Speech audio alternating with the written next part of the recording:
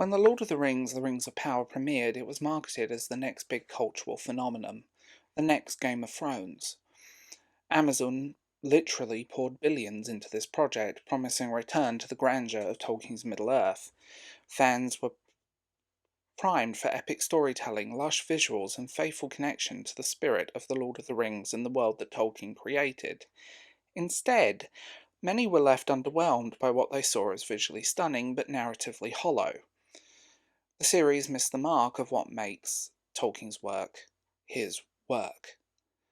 And my name is Will, I'm the host of the Bald Book Geek. Like, sub, share this video, check out my Patreon or channel memberships for exclusives and early access.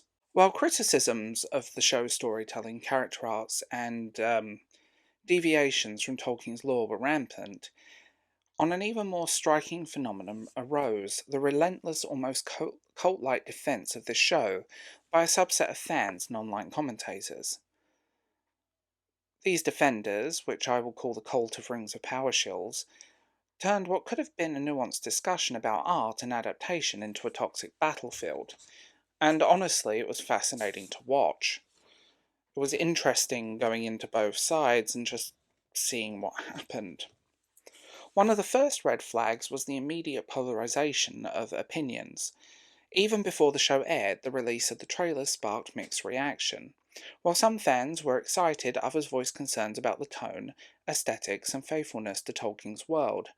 But instead of addressing these critiques, the discourse quickly became about morality. Any skepticism about the show's direction was met with accusations of bigotry or bad faith, and ultimately those words are overused, to the point that it's almost nauseating. This defensive flavour felt unnatural. Every fandom has die-hard loyalists, but the coordinated nature of the Rings of Power defense stood out. Amazon's fingerprints were everywhere, more so than you will ever realise, and more so that could probably be talked about openly without the threat of a lawsuit. From glowing reviews by prominent media outlets to active suppression of dissenting opinions.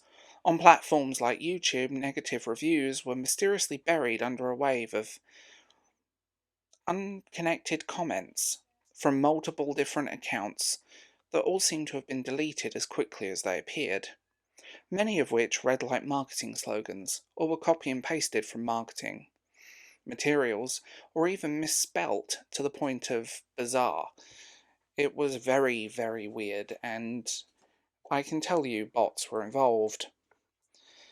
It's not paranoia to suggest that a corporation as massive as Amazon might engage in narrative control. The company invested in Rings of Power wasn't just financial, it was cultural.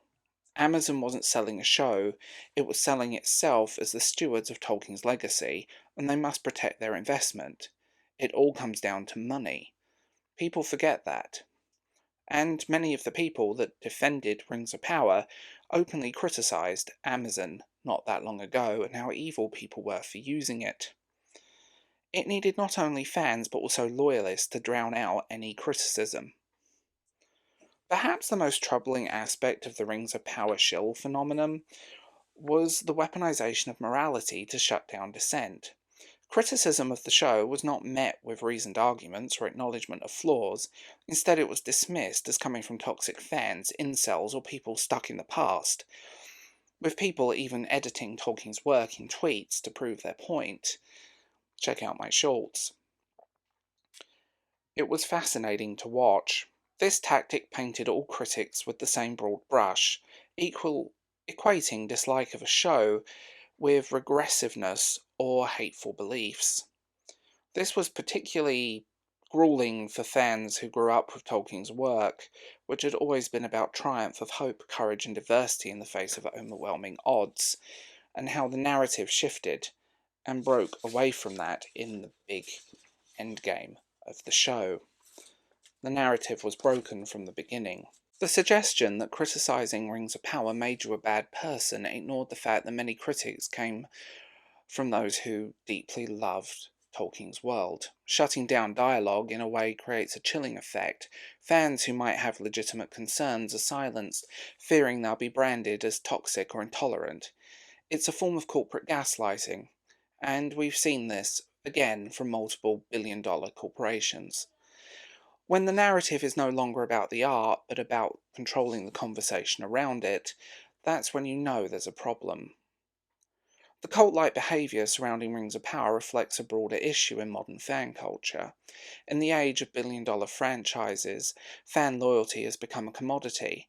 Companies like Amazon, Disney, and so on don't just want to sell you a product, they want to control how you feel about it. They weaponize fan communities, turning them into an echo chamber where criticism is equated with betrayal.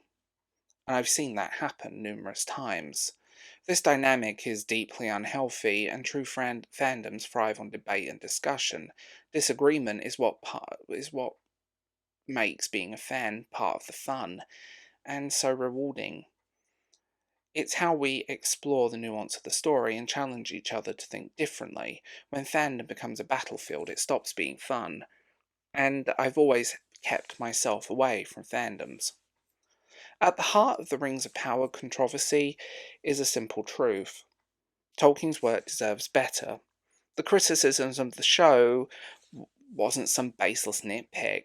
They were heartfelt concerns from fans who saw the adaptation as a missed opportunity, and I viewed it with bitter disappointment. Tolkien's world is one of the most complex worlds in fantasy. There is no if, buts, and maybes. Adapting it for modern audiences doesn't mean disregarding qualities that make his work what it is. It means finding a way to honour them. It's not that difficult. Instead, Rings of Power often feels like a product designed by a committee, more interested in ticking demographic boxes and generating social media buzz than in crafting a compelling narrative. The show's defenders might argue it was bold and innovative, but for many fans it felt shallow and disconnected from the themes that made his work timeless. The Rings of Power Shills cult serves as a cautionary tale about the dangers of corporate interference in fandom, where billion-dollar companies can control the terms of any cultural discourse. We lose something vital: the ability to engage with art on our own terms. As fans, we have a responsibility to push back against corporations, love or hate it. And that's a key point here. Whether you love or hate Rings of Power, having Amazon control the narrative is extremely dangerous.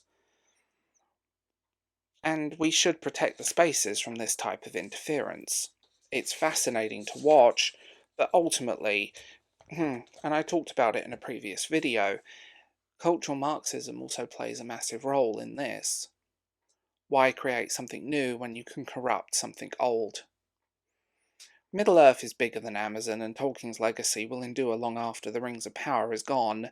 For now, though, let's hope that future adaptations remember what makes Tolkien's work so special, and the fans feel free to embrace or critique without fear or judgment.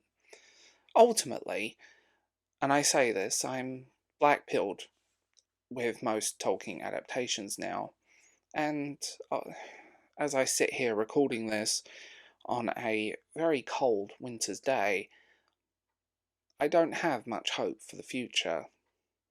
Maybe we should create something new instead of constantly adapting something and turning it into some cinematic universe.